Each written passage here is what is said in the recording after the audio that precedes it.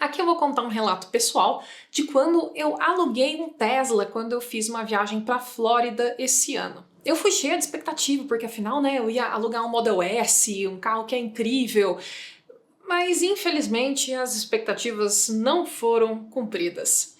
E aí eu vim aqui falar a respeito dessa experiência para vocês não passarem pelo mesmo que eu passei. Olá, eu sou a Suzana, eu piloto desde fogão até avião e hoje eu vim aqui contar como foi eu alugar esse Tesla, que foi uma experiência muito aquém do que eu esperava que fosse. Esse aqui é o Como Eu Vou. E você? Como você vai?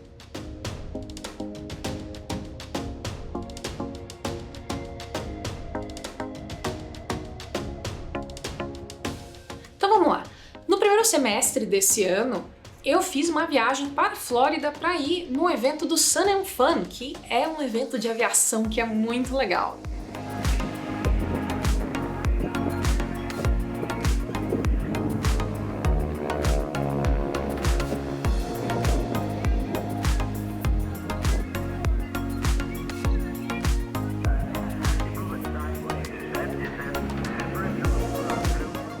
Tem uns caras fazendo aquelas piruetas loucas, tem uns aviões gigantes da Marinha Americana, tem muito caça militar, tem pirueta de caça militar, então é algo muito legal de ir para assistir, para participar, ver as exposições de tecnologias, de aviação, é um negócio muito legal. Quem tem interesse por esse mundo da aviação é um evento que vale muito ir. E já que eu tava indo para os Estados Unidos, eu decidi, poxa, vou alugar um Tesla, né? E aí eu entrei em sites de locadoras e procurei um Tesla para alugar. Eu encontrei pela Enterprise, que é uma locadora bem tradicional dos Estados Unidos. Já tinha alugado com eles mais vezes antes. E aí que a Enterprise ela tem uma divisão de carros exóticos, que eles têm vários carros diferentes do que você geralmente vê em locadora, e um deles era o Tesla. Eu aluguei esse Tesla por 2 dias e não foi nem um pouco barato cada uma das diárias. E quão caro custou? Olha só, essa aqui é a confirmação da reserva. Então tem aqui os detalhes todos de quando eu ia pegar o carro, Aqui tem coisas que a gente passa reto. Então aqui, olha só, Tesla Model S, automático, né? Automático. Aqui tá quanto foi a diária. Cada diária é $325. E aí tem mais um bando de taxa que os caras cobram. E no final das contas deu este valor, $748,94. E isso aqui, em reais, dá este valor aqui que eu vou mostrar na tela. Foi realmente muito caro. E aí, quando eu peguei o carro, eu vi que era um Tesla Model S 2020 e ele tava com umas 22 mil milhas rodadas, que dá uns 35 mil quilômetros. Ou seja, tava novo ainda, né? Carro de 35 mil quilômetros é um carro novo. Só que ele tava com muito sinal de que indica que a construção desse carro não é lá aquelas coisas. Como, por exemplo, ele já tava com plástico meio soltando e batendo, fazendo barulho pelo carro todo. Que é algo que você costuma ver em carros bem mais velhos. O meu Subaru, por exemplo, tá com 90 mil quilômetros rodados e começou a aparecer esses barulhos agora, com 90 mil. O Tesla, com 35 mil, já estava fazendo muito mais barulho de plástico batendo do que o meu Subaru faz. Na parte da porta do passageiro, o plástico já estava totalmente saindo assim, as cavilhas nem estavam prendendo ela mais, quase não se via cavilha ali, na verdade. E eu fiquei sabendo que isso é um problema bem comum em Tesla desse modelo, da plástico da porta acabar soltando. Outra coisa que você percebe quando você pega no painel, assim, você pega nos plásticos, é que tudo é muito fininho. É tudo de um plástico bem fininho. Eles fazem isso para poder economizar no peso do carro, para poder dar mais autonomia, dar mais aceleração. Então faz sentido esse tipo de decisão, mas o problema é que você sente que você tá num carro ruim. Faz sentido você ter esse tipo de economia quando você quer ali reduzir o peso do carro de uma maneira bem drástica, né? Mas a sensação que dá quando você tá dentro do carro é de que os acabamentos são ruins, sabe? Eles ficam bonitos na foto, mas a qualidade não é boa, sabe? Outra coisa que eu reparei também é que tinham riscos leves na pintura, mas que eles pareciam estar um pouco mais profundos. Eu fui dar uma olhada e parece que isso acontece porque eles fazem uma camada de tinta mais fina do que geralmente se usa na indústria para poder economizar em peso, porque tinta é uma coisa que pesa muito.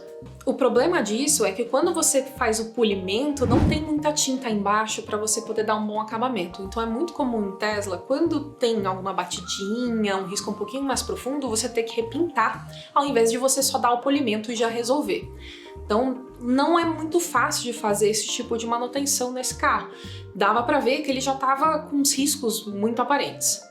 Também reparei que os vidros eram muito finos. Eu fiquei até com medo de mexer muito no vidro, porque quando você abre a porta, o vidro fica ali, né? Ele não tem uma borda em volta, então ele não tem nada que proteja ele quando você tá abrindo e fechando a porta. Dá medo de quebrar o vidro. Eu espero que eles tenham feito de um material um pouco mais resistente do que o comum, mas honestamente eu não aposto nenhuma ficha nisso.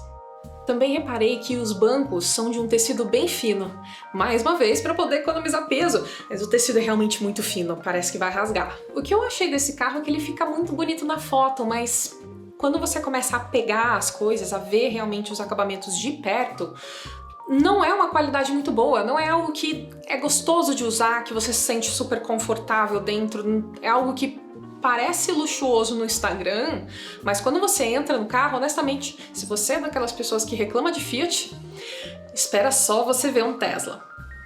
Outra coisa que eu achei divertido é a chave que é no formato de um carrinho. E aí, por ela ser no formato do carrinho, quando você aperta nos lugares do carrinho, faz coisas diferentes. Você aperta no porta-malas, ele abre o porta-malas, se você aperta nas portinhas, ele destrava as portinhas, então é super divertidinho. Mas o plástico que é feito o carrinho é um plástico muito ruim, é um plástico, nossa, parece de brinquedo, assim, não parece um negócio realmente num carro que você pagou muito, muito caro, sabe? No Brasil, esse carro tá custando ali centenas de milhares de reais.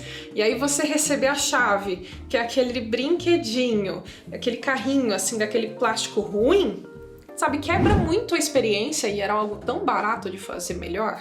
E nisso eu pergunto pra você, você acha que é razoável um carro desse preço ter esse tipo de acabamento? Escreva aqui nos comentários pra mim, me conta se você acha que é razoável. Mas essa parte do carro não ser lá aquelas coisas de acabamento é algo que, assim, a gente já espera quando a gente vê um Tesla, porque é algo que já tá muito bem documentado por aí, não é um carro de uma super qualidade de construção, né? Mas pra mim a pior parte foi que o carro veio todo travado.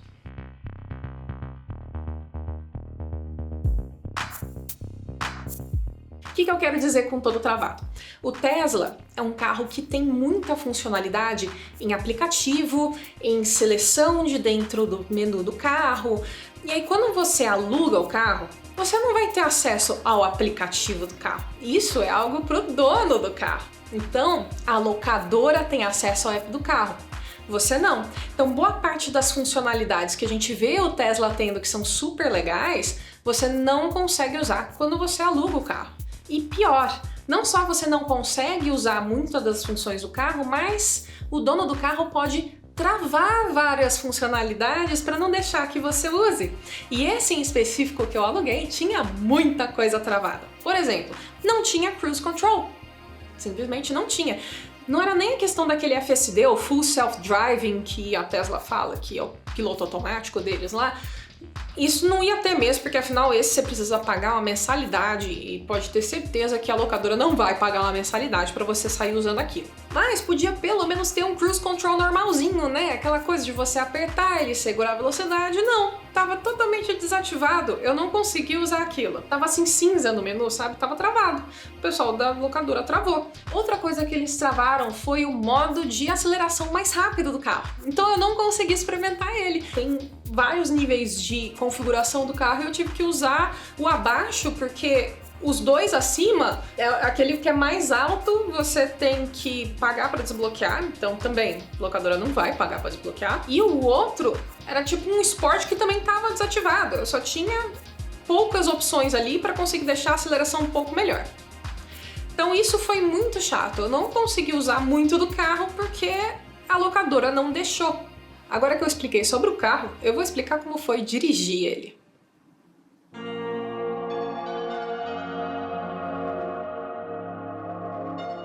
Então, como foi dirigir esse Tesla? Olha, a melhor parte é, sem dúvida alguma, a aceleração dele. O bicho acelera com uma coisa incrível. Eu só tinha sentido alguma coisa parecida com isso quando eu fiz um tour há muitos anos atrás, que era para você dar uma voltinha, só uma voltinha, em alguns carros esporte. Um deles era uma Ferrari 458 Itália. E aí acho que foi a única coisa parecida que eu já tinha experimentado em questão de aceleração com o Tesla. O bicho é realmente muito impressionante nisso. E olha que eu nem pude usar os modos mais fortes, porque afinal eles estavam travados. Então, se é isso que você gosta, nossa, uma delícia. Você pisa, o bicho vai assim, vai, e ele fora os plásticos batendo que estavam, né? O motor em si não tem barulho, né? Então vai aquela só coisa assim pra frente, você vai deslizando assim, é bem gostoso. Esse carro também tem o centro de gravidade bem baixo por causa das baterias, né? Então você sente ele grudando bem na curva. Então ele acaba sendo até gostoso de dirigir, mas isso é o mais importante, o volante dele tinha folga. Tipo Kombi, sabe? Que tem folga no volante. Ele tinha folga no volante. Então, por mais que você conseguisse grudar bem na curva, você não tinha muita precisão de fazer a curva, porque ele tinha folga no volante. Isso para dirigir na estrada, né? Para dirigir na cidade, já que não tinha o ACC, aquele cruise control adaptável que para e continua no semáforo e tal, não tinha essas funções, estava tudo desligado. Então, acabava sendo chato dirigir na cidade. E aí, quando você vai dirigir, uma coisa muito importante na experiência do Tesla é aquela tela gigantesca, né? Toma grande parte do painel do carro e aquilo é praticamente todo o painel do carro. Não tem botão para você procurar as coisas para você usar. E isso para mim é realmente muito ruim, porque toda vez que eu tinha que fazer alguma coisa no carro, eu tinha que ficar procurando dentro de menu. Se eu queria mudar a temperatura do ar-condicionado, eu tinha que entrar no menu do ar-condicionado, ir lá e mexer na temperatura. Ah, eu quero mudar os espelhos de lugar. Ah, tem que entrar no menu dos espelhos e mudar eles de lugar. Ah, eu quero mudar para onde está apontando o ar do carro. Tem que entrar no menu do ar do carro e apontar para onde é. E aí você entra lá e tem uns desenhos bonitinhos para você olhar, mas putz, eu ia preferir muito mais ter um negócio que eu só meto o dedão lá e mexe e ele aponta o ar para mim. Esse tipo de coisa é muito bonita, mas é muito ruim de usar depois. Não é um negócio que você consegue usar rápido, sabe? Você pensa e fala, putz, quero fazer tal coisa. Aí você vai lá e faz rapidinho. Não, isso não é possível no Tesla, sabe? Você tem que ficar caçando as coisas e, poxa, não ter botão de você ligar e desligar o ar-condicionado, não ter um botão de volume, não ter um botão de nada, é um problema sério. E ainda o Tesla tem uns comandos de volante que são diferentes do que você espera, né? Eles têm uns comandos meio touch, assim, é meio estranho e demora um pouco para se acostumar. Depois que você acostuma, funciona, mas ele é todo um carro que funciona diferente de outros carros. Então a curva de aprendizado é um pouco mais íngreme, você demora um pouco mais para conseguir entender como é que funciona aquele carro. E outra coisa sobre esse sistema de entretenimento do carro, que tem videogame, dá pra você acessar a página da web, dá pra fazer um monte de coisa nele, mas ele não tem Android Auto nem CarPlay. E qual o problema disso? Quando você vai chegar lá com o seu celular, que já tem as suas músicas, já tem os seus configurações de mapa, que é algo que facilita muito quando você aluga um carro, você chega no Tesla e não dá para usar nada disso. Então você tem que configurar tudo se você quiser usar de um jeito que te agrada. Então você tem que entrar lá no mapa e aí você tem que configurar se você gosta do norte para cima, se não gosta, se gosta do satélite, se não gosta. E aí você tem que entrar lá no Spotify, você tem que colocar a sua conta do Spotify. Eu cheguei no carro e tava a conta da pessoa anterior que tinha alugado. E isso é outra coisa que tá tudo bem para alguém que é dono do carro, mas para quem tá alugando não é nada prático. E ainda depois, no final, você tem que lembrar de tirar suas contas de lá, porque senão você vai acabar deixando a próxima pessoa usar seu Spotify.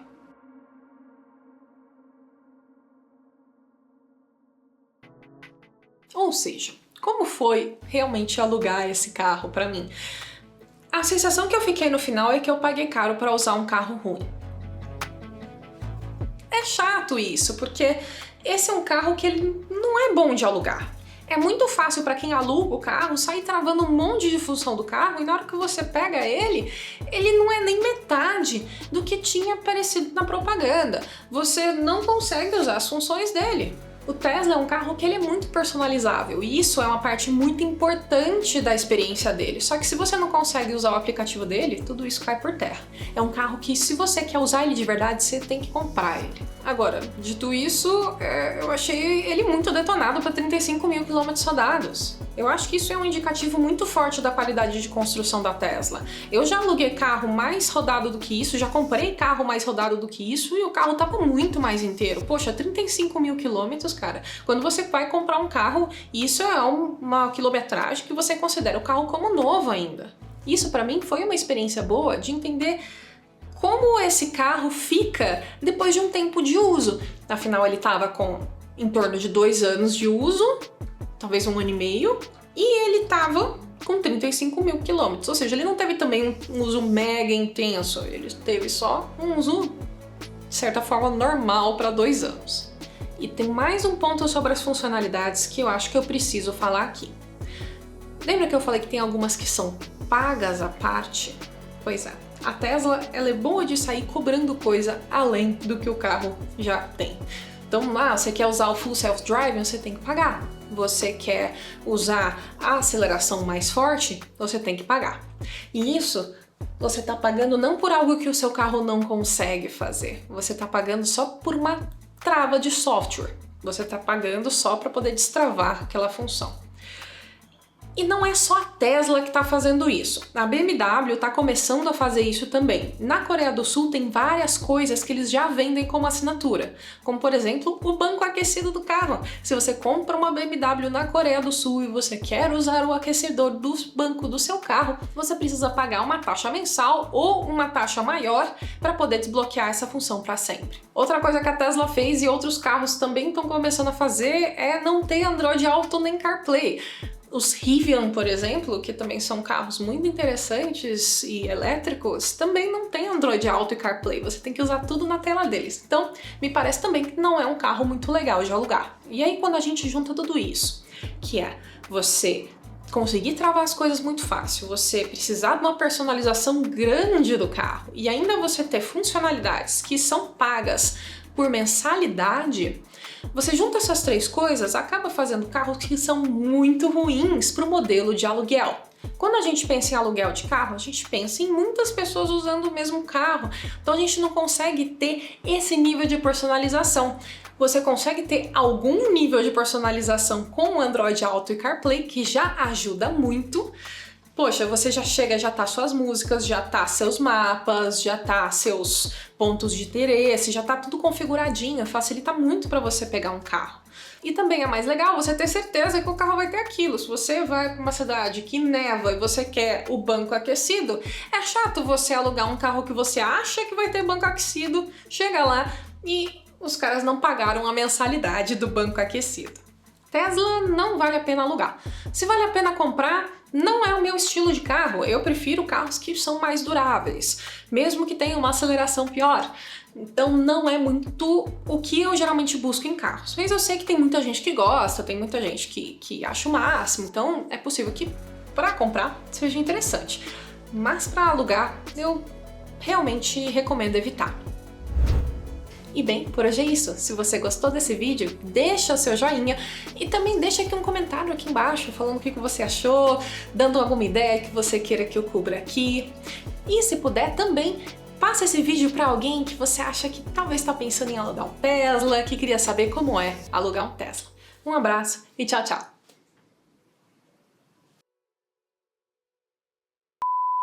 E eu fiquei tão decepcionada com tudo isso que estava acontecendo na hora, assim, que eu esperava, poxa, sair usando tudo do carro, né?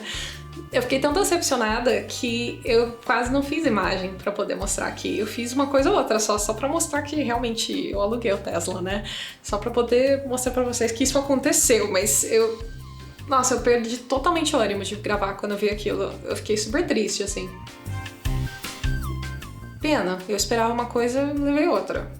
Da próxima vez, eu alugo, sei lá, um Corolla mesmo.